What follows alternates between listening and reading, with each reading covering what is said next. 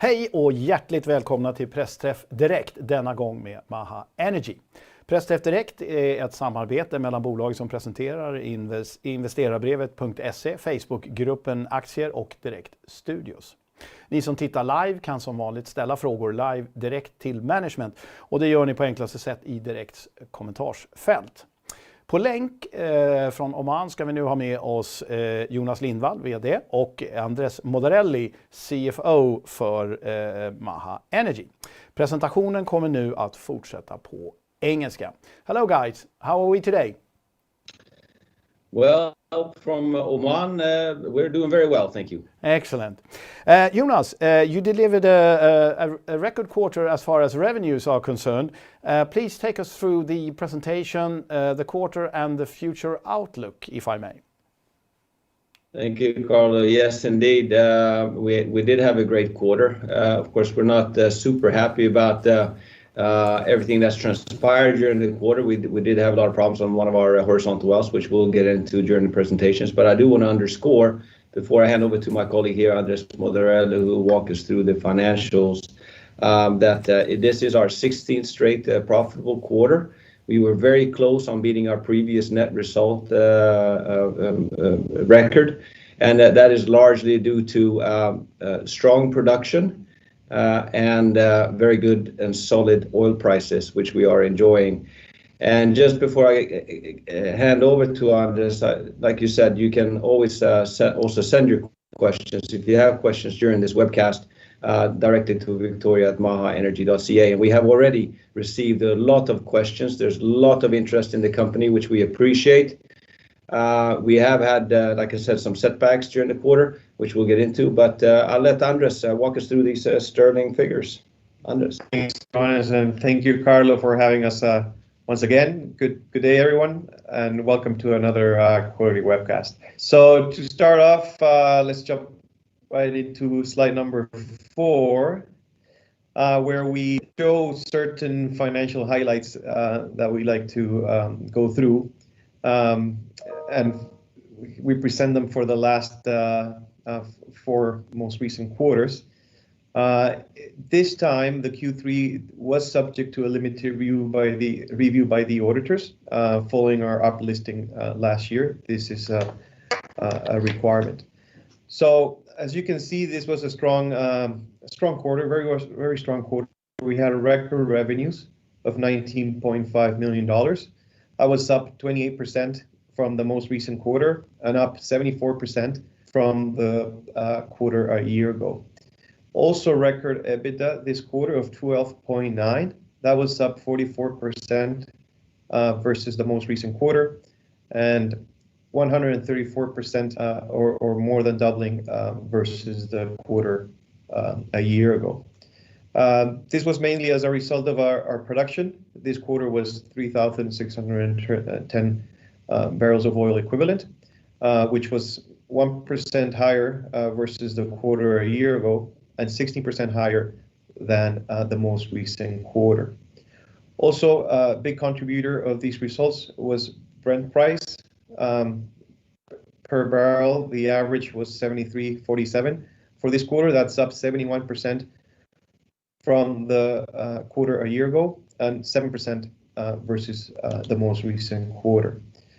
This in turn generated also some very healthy netbacks of 41.17 BOEs, and that's up 95% versus the comparable period a year ago and 16% from the most recent quarter. This in turn generated a very strong net result, close to some of our record net result, which was up 134% versus the most recent quarter, or 230% or more than tripling than a year ago.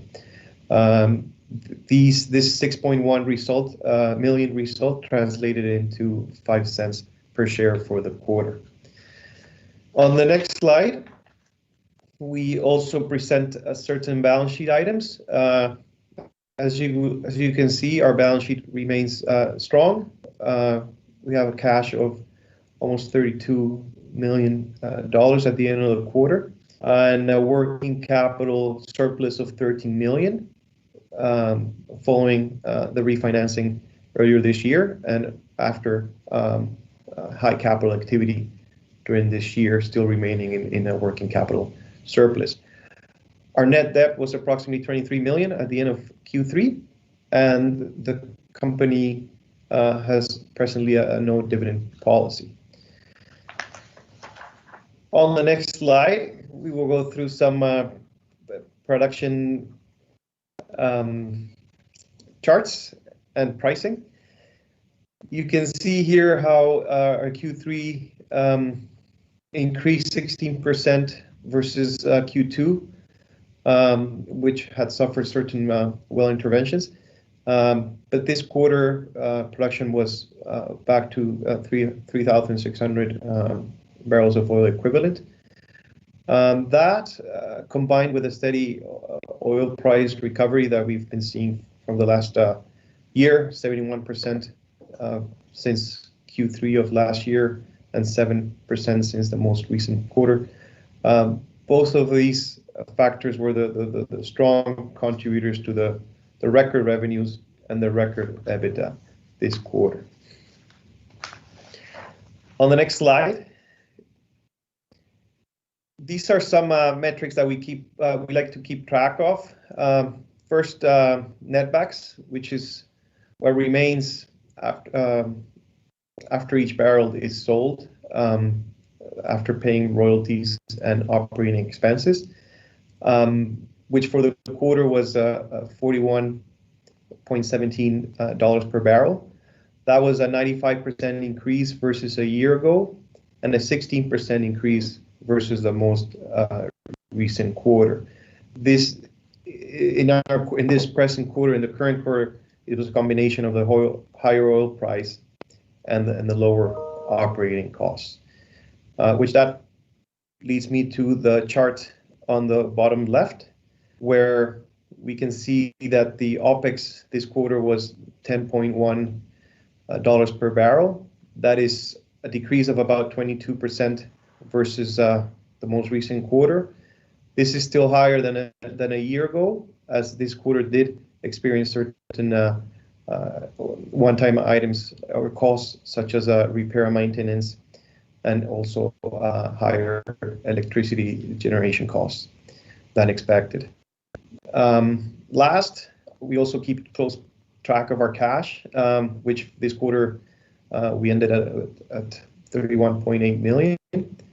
And this is after a quarter of high capital activity and interest payments as well, which explains the decrease versus the past quarter.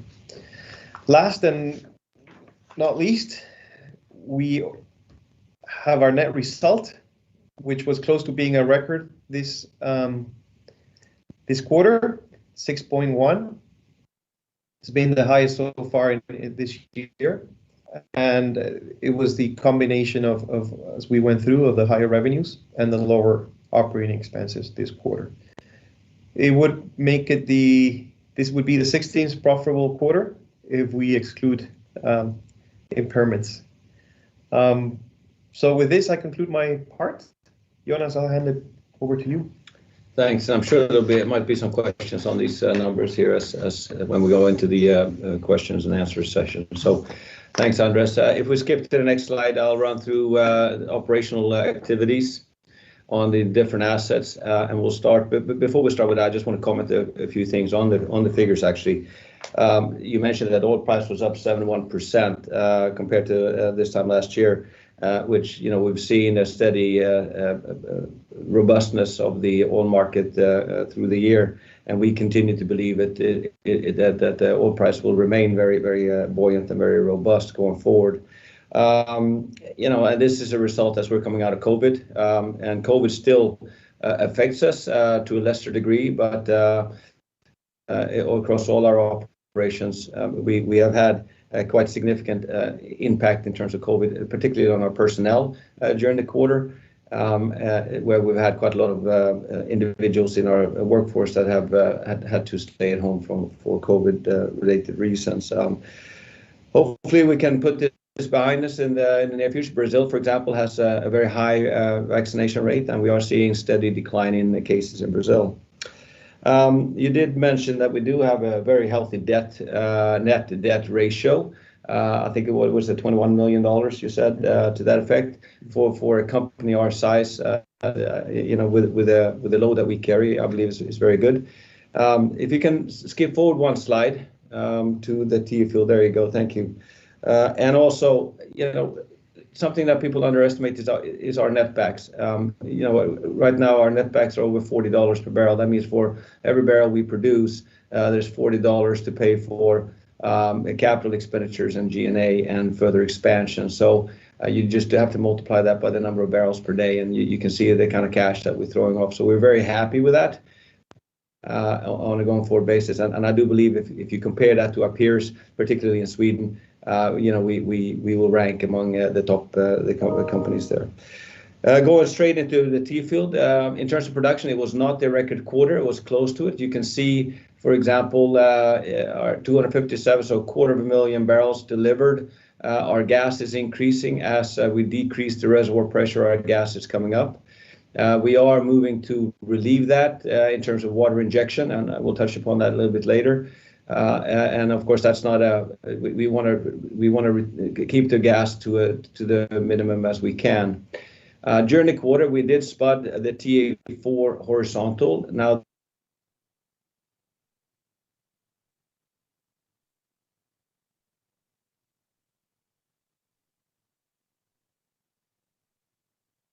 twice. We are currently on our third sidetrack and currently drilling 8.5-inch production hole.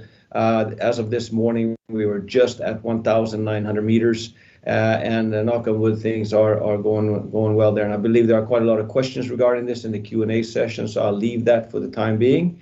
During the quarter, we've also stimulated the TA3 well. If you recall, TA3 was the westernmost hybrid water injector production well. That came on at, we tested that, I think, just under 600 barrels per day. Once you put that on production through the system, there's more back pressure, which explains the lower production numbers. We did acidize that section, we stimulated it, and we got almost a threefold increase in production from that. So that was a very successful stimulation. We will keep this well on production. It's not a huge contributor to our field, but it does, every barrel counts, as they say. We will turn that into water injector in the beginning of next year so that we can start maintaining pressure and increase ultimate recovery. We did do some workovers. TA3, I mentioned already. TA2 was down for a period of time. We were attempting to put that on a jet pump. We did have some problems on that, so we put that back on production. I think it was down for a total of 8 days during the quarter, and TA2 is one of our major contributors. And last but not least, Taruga 1 developed a tubing leak very close to the wellhead on the 12th of August, and that has been down for the entire quarter because it needed a workover rig, which was eventually located and mobilized in October. And that well is now back on production, being dewatered for stimulation and workover fluids. One very positive news I want to share with everybody is that due to the COVID situation in Brazil, the government of Brazil decided to review the royalties that we pay to the state, and we classify for a reduction in royalties. The current royalty is about 10%. And it is likely that we will see a reduction of that in 90 days thereabouts there. Early next year. So early next year by 2.5%. So a total of 7.5% royalty. So that will definitely make a good impact on our bottom line because it is gross royalty. So it's taken right off the top. On the negative side, I've mentioned we did have a lot of, and we still continue to have delays on the TA4 horizontal. That well was originally scheduled to be on production at the end of September. It is still being drilled, and the last update I have is that it will come on production towards the end of this year. And like I said, we're currently drilling our third sidetrack on that. Let's go over to Taruga on the next slide, please. Relatively benign quarter. We did see impact of Taruga 1 going down because of this tubing leak. We have to close the well in and repair that for safety reasons. Petrobras divestment, we've received some questions on that. That is still ongoing. Last update we received from Petrobras was that they were in final negotiations with the buyer, and we would be notified as and when that would close. And again, royalty will be reduced on Taruga as well, which again will impact us positively on the bottom line. If we then go to the next slide, we can talk a little bit about Lac Ranch and the Illinois Basin. So Lac Ranch, nothing new has happened. That is still shut in. We did have to do some minor work during the fall to be in compliance with regulatory requirements in testing. I think it was about 10 wells, integrity testing that was carried out and performed. If we skip over to Illinois Basin, we had a very, very busy quarter. We drilled and stimulated a total of 12 wells there. And at the end of the quarter, 5 wells had started showing oil, and 6th one was just turning from water to oil, and the other ones are being dewatered. All wells are now being dewatered. The remaining wells that are being dewatered, and all are hooked up on pumps. And we expect to see all those 12 wells contributing to our bottom line here towards the end of the year. The process there is we drill the wells, we stimulate them, and then we put them on production. And the first thing you have to produce back is the stimulation fluids that we pump into the wellbore, which could be in the thousands of barrels. So it takes about a month for these wells to produce just water essentially until it breaks to oil. I haven't included Oman on this presentation, but I can give you an update there. All the long lead items for next year's drilling program have been purchased, bar the downhole pumps. Downhole pumps are available here in the country. We do not expect any problems of obtaining those. And right now, we are staffing up here in Oman. The country opened up on the 1st of September for foreign travel into the country. So we currently have, I think, about 4 or 5 people in the country getting ready for drilling next year. And the next big thing for us is to contract the drilling rig. And from there, we can then work backwards for a schedule. We'll go to the next slide, please. Just a few things, upcoming events. Not really much here happening over the next 5-6 weeks. As Christmas and the holidays season set in on us. We do have a Q4 report at the end of February. We aim to release our reserve at the end of January, and we have a Sparbank 1 annual presentation in Oslo on the 2nd of March. And that concludes the presentation. If we go to the last slide, if you have any questions, please write them in the comment field, and I'm sure Carlo will do his best to include as many questions as possible. But I know that we received over 23 questions ahead of this Q&A session. So I'll hand it over to you and leave you to ask the questions that have been posed. Thank you. Excellent. Yes, thank you. And as you said, there is a lot of questions, and we're happy to throw in questions during this presentation, and you can write them down in Swedish or in English, and then we try to translate as the best of our ability. My first question is regarding earnings before interest, tax, and depreciation, or depreciations rather. So I will make a short translation here. There is different concept about writing off or depreciation of oil assets.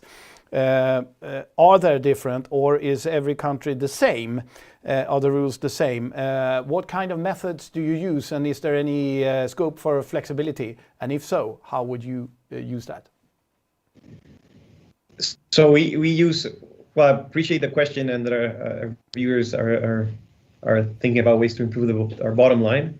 But we follow the unit of depletion rate, which is basically, or the most commonly used oil and gas depletion method, and we're pretty much bound by the accounting rules, IFRS, and basically, very roughly, the calculation takes all of your booked fixed assets plus your future development capital, and you divide that over your total reserves, your total 2P reserves, and that's what gives you this unit of depletion rate, which you apply to your production over the year, and that's what determines our depletion.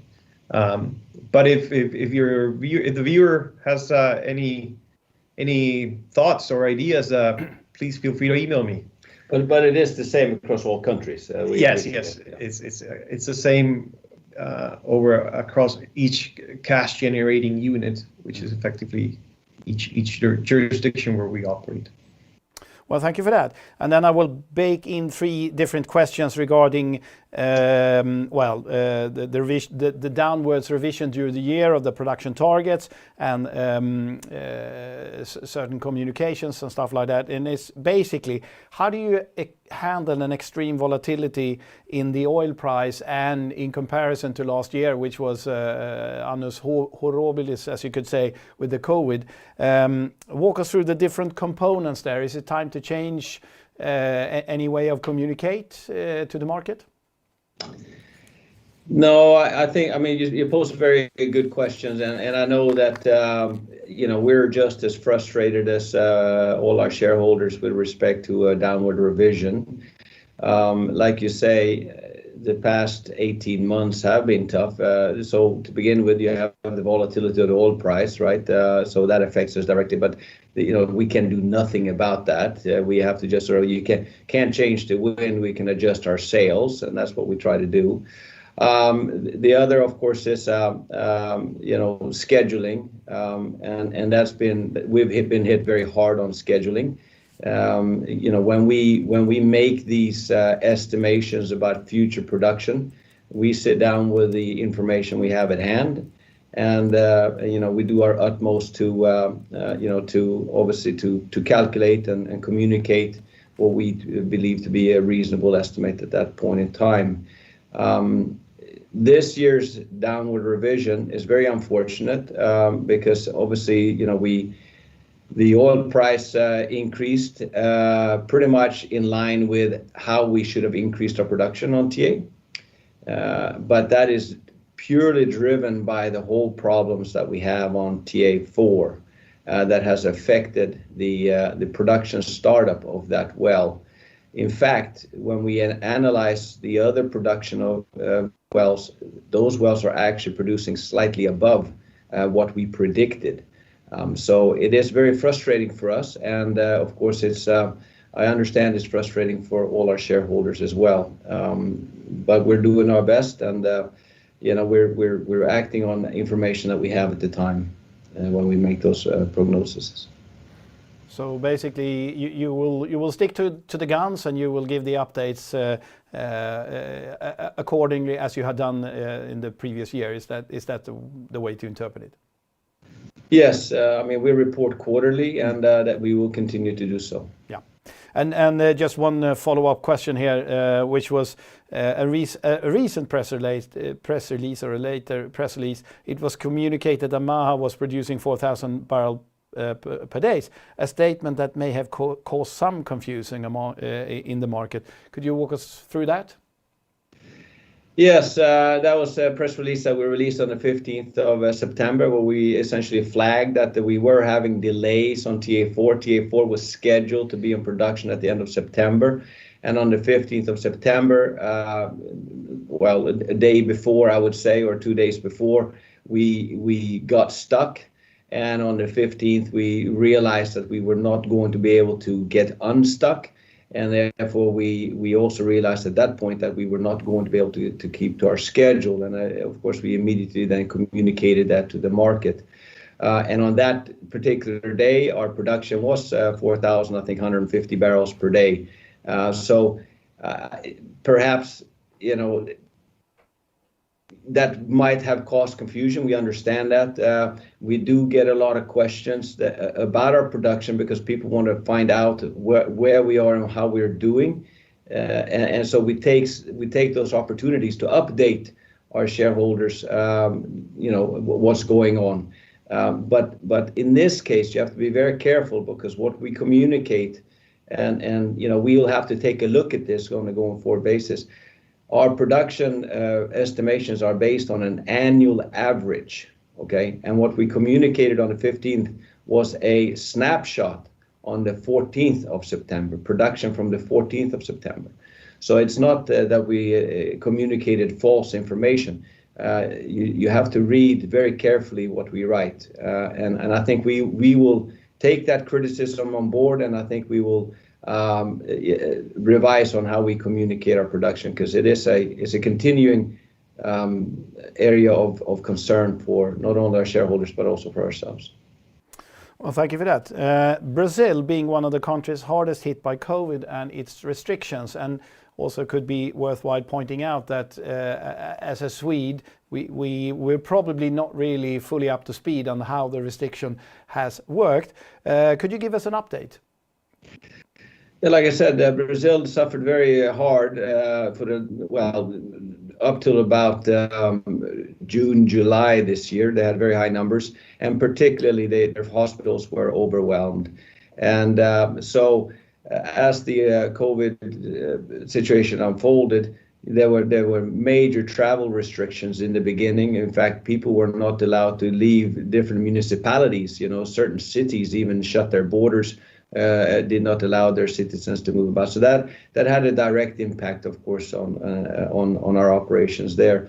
But Brazil has been very efficient in rolling out their vaccines. However, they have used non-WHO, or some of their vaccinations have been non-WHO accredited vaccines. So that has limited travel as well. And of course, as a foreigner going into Brazil, it has been very tough because essentially there have been very limited flights. Getting into Brazil hasn't necessarily been that difficult, but getting out of Brazil is the hard part. And for many, many months, for example, if you were a European, you might not be able to travel back to Europe on, say, Lufthansa or KLM, because they would only take their own nationals. It was a very fluid situation, and it made planning and logistics very difficult for us. Never mind the logistical backlog that we now see due to COVID around the world, where ships are not being offloaded, etc., etc. And just a follow-up question there, as you have activities, well, if not in the whole world, but in various parts of the world. How do you secure that you're updated on what's going on the fields, and how are you keeping control of the activity and the development? Right. So I mean, we have line managers that are in charge of various operations, so drilling, production operations, and project implementation. We have weekly management meetings with all the assets in Brazil, United States, and Oman. And then on a lower level, our operational guys have daily meetings and daily contact with all the line managers of all our assets. So there is very, very good communication between all the levels across the company. We are a small organization, so there's a lot of lateral communication as well. And I got to say, I mean, obviously Zoom and Teams have been a godsend during these times when we're not able to directly participate, in person. Well, thank you for that. And, this being an extremely difficult year, what, if any, milestones or achievements are you proud of? Yeah, I mean, it was a very good question that came in, and I got to say, I am very proud what we have achieved during this pandemic. Let's not forget. Just 18 months ago, the oil price, actually on the 20th of April last year, oil prices were negative. So we've had to react to a lot of different externalities that affects our business. But probably the biggest thing I'm the most proud of is our refinancing that we did at the beginning of the year. That was a major threat to the company. we started that process already in 2019, just before the COVID pandemic hit.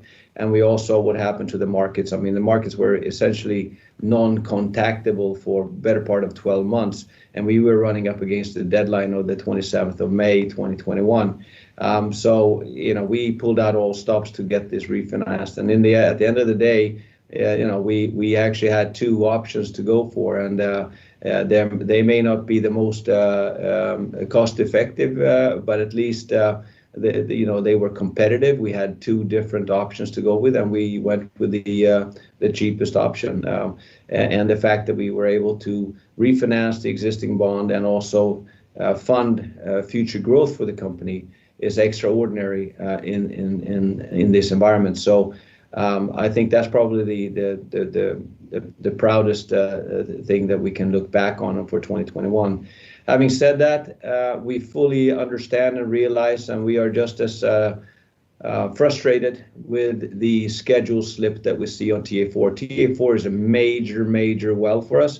It is a horizontal. It's 600-meter horizontal in the Agua Grande. The Agua Grande is by far the best reservoir that we have. We're expecting great things from that horizontal. And again, it is the first horizontal that we drill in the T field. So when that comes on production, we can expect, that we move up to the next level. And it's just extremely unfortunate that we've ended up in such schedule slippage because of all problems.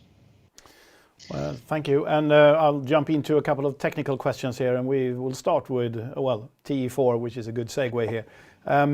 What specific new actions are you taking on the third attempt of the drilling, and what's your confidence level to succeed on the third attempt?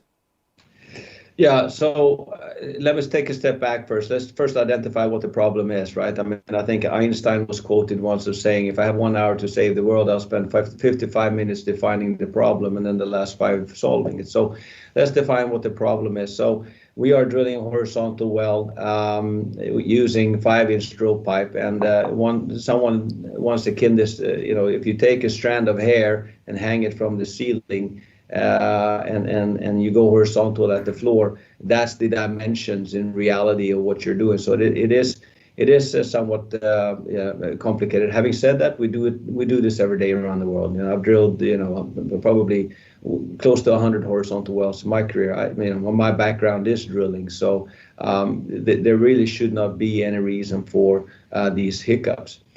The core issue here, there are two things that's going on here. First is that the downhole Candaeus formation is a formation that overlies the reservoir. It is a shale. Shale is known to be very troublesome when you're drilling. So in this case, we have to use a very special drilling fluid. And there's no way around it. We have to drill through this formation. We have tangibly, we have changed our casing setting procedure. So we are now drilling a shorter section. We're casing off so we don't have a long open hole section. And we have also spent a lot of time and a lot of effort on our mud system, because really that is the way you combat these problems. Shale was deposited many 50, 60 million years ago. All the water's been squeezed out. It's been cooked. It's very thirsty. At the first sign of any water, they drink it and it swells and it becomes a major problem. So we spend a lot of time and effort on our mud system. So those are two tangible things that we've done to combat this. This formation is known in the area as a very troublesome formation. So we're not alone in having these troubles. That doesn't give us much comfort. Obviously, we have to get this done. We've had similar problems on all other wells that we've drilled in the field, and we have persevered, and we have always got to our objective. So there's no doubt in my mind that we will get there. The schedule slip has meant that we've deferred production. That those barrels are not lost; they will be produced later. The other main issue that we face is equipment-related problems, which directly impacts our schedule slip. So for example, the drilling rig generators have been a continuous problem for us. And now recently the blowout preventers that sits on top of the well, we had real trouble testing those because the the rubbers that are in those blowout preventers were coming apart. So you know, a BOP test I should have taken 36 hours ended up taking us 14 days because a lot of things had to be repaired. Now that has a direct impact on our schedule, even though we don't necessarily have to pay the drilling rig during that downtime, but it does affect us in deferred production. So those are the two main reasons, Carlo. And TE4 here delayed 2 to 3 times the estimated time, if I understand it correctly. Would that be 2 to 3 times more expensive on the capex side? Unfortunately, yes. The drilling rig is it's a day rate, so there's direct correlation with time and money there. And I have a question here on capex. You have already reached around $35 million in capex, and your last 2021 capital plan guided for 36.8 for the full year. Do you expect a larger capex sum for the full year? Andreas, I'm going to hand that over to you. I would expect so, given the problems that we've had on TA4, but I don't have those figures right in front of me. Can you comment? Yes, and the other thing to bear in mind is this year's actual capex includes some rollover or carry forward capital from last year, so it's not such a direct comparison, right? Well, fair enough. And I have a question here regarding the earlier investment plan.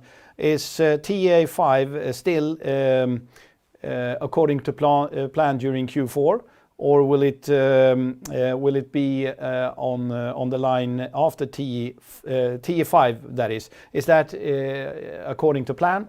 That is Q4, or will it come after T4? And thus be delayed 2022? Yeah, no, that's a good question, and so this is a great opportunity for us to sort of also say what we are. You know, we have a lot of levers that we can pull to try and obviously maximize production and maximize profitability. And so what we've done, TA5 was originally scheduled to be drilled obviously right after TA4. Now TA4 is delayed. It is anticipated that TA4 will be on production at the end of this year, so therefore TA5 of course will be delayed into beginning of 2022. But what we've also done is TA5 was originally going to be a water injector. I've mentioned that we need water injection in the field, but what we've done is we have changed the order of TA5 and TA6 so that we drill the Sergi horizontal, the deeper horizontal, right after the Agua Grande. That way we increase our redundancy of production so that we're not so dependent on all our wells in TA. So we have spare capacity, and then we go and drill the water injector. So that's just a slight small change, but it will have a direct impact on cash flow come 2022. And I just skip continent here and we'll move up to the Illinois basin here. As a result of the high oil price, would you be adding even more in Illinois? Any plans of writing up a lock as a resume production? So the first question is Illinois basin. Yeah. We'll see what happens there. All the wells are coming on production, and of course before we make any major commitments to go forward there, is we want to see how they produce compared to what we expect them to produce. But definitely with higher oil price, Illinois basin is a place where we want to be, and I expect that we will continue to develop IB next year. With respect to LAK, I think it's too early to say. We are looking into what it will cost and what actions we need to take to restart LAK in 2022. And then I'm conscious of time. I will move on here with a little bit of a couple of forward-looking questions. What will Maha do different in the future to secure a higher production? That's a very easy question to ask, but I'm not so sure whether it's easy to answer. But Jonas, be my guest. Well, I think we've outlined that already. Obviously, TA4, TA5, which are horizontal wells in TA, are essential to us. I mean, both of those wells have the capacity of producing very strong numbers for us and take us to our plateau. But really the significant growth for the company, and that's why it was so important for us to diversify out of Brazil, will come out of Oman and Mafraq, which we are working hard now to get that going. Like I mentioned, we are looking to contract the rig. I'm hopeful that we can do that, before the end of the year, if not early next year. And that will then set the schedule, and that really will catapult the company to the next level. So those two actions there. And I will just ask you one question here about the third-party research here. Erik Pensers has a report out with a target of 20 odds Swedish krona per share. Obviously, it will be tricky for you to comment the share price, but perhaps a little bit about the methodology. He's finding this result on back of a sum of the part, where he uses a WACC, which is a weighted average cost of capital, which is different for TE and Taruga, 12%, 15% for Mafraq, and 10% for Illinois. Would you be happy with that cost of capital? I think so. I think Erik Penser have done a very good job on this last research report. I think that the valuation that they have presented are fair.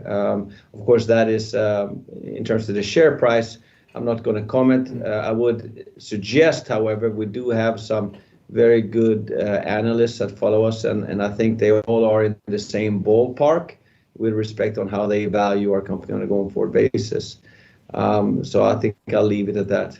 Yeah, excellent. Well, thank you so much. And I know there are a couple of questions here that are still, more or less answered by the presentation, but perhaps needed a more granular reply. And in that case, you are always willing to reply in writing, and you have the viewers have the presentation to look at, and there's also different reports. And your next, if you could just remind us, your next highlight will be on the 28th of February. Was that correct? That's the reporting date for Q4. Yeah, exactly. All right. Well, with that, I'll thank you, gentlemen, for a very vivid and interesting presentation in a very volatile area. So thank you and good luck. Thanks, Carl. Och till er alla andra så säger vi tack för att ni har tittat och ställt era frågor. Och som sagt var, har ni fler frågor så kan ni med varm hand vända er till Maha och Victoria på IR-sidan. Tack ska ni ha för att ni tittar. Hej då!